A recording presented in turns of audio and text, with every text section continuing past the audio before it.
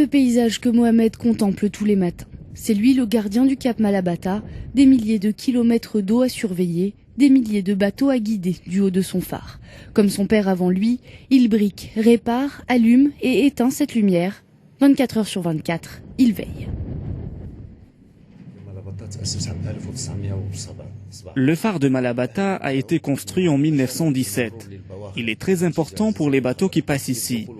Comme sur la route, il y a un code en mer et ce phare est le policier de la mer parce qu'il guide les capitaines pour arriver à bon port. Même amour de la mer et même histoire de famille au phare du Cap Spartel. Ces marches, Mohamed Saïd les monte depuis qu'il est tout petit.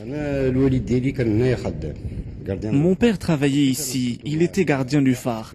Je suis né ici, je l'ai toujours accompagné. Ils ont vu que je connaissais le métier de mon père. Alors ils m'ont gardé.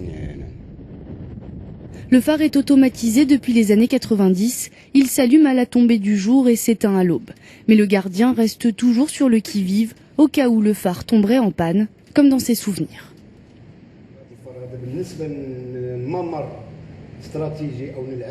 Bien sûr, il peut y avoir des accidents. Quand j'étais jeune en 1973, il y en a eu un.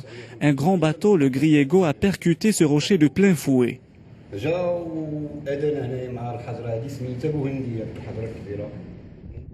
Des accidents de plus en plus rares avec les nouvelles technologies. Les navires ne voguent plus sans l'aide d'un GPS. Les autorités envisagent même de fermer progressivement les phares, jugés de moins en moins utiles. Pour Mohamed Saïd, c'est impensable. Je me sens ici comme un poisson dans son bocal. Je ne peux pas en sortir. Si je sors d'ici, je m'éteins. Je ne peux rien faire d'autre. Tanger, l'un des plus grands carrefours maritimes du monde, compte 4 phares. Un exploit alors qu'il n'en reste plus que 1500 à travers le monde.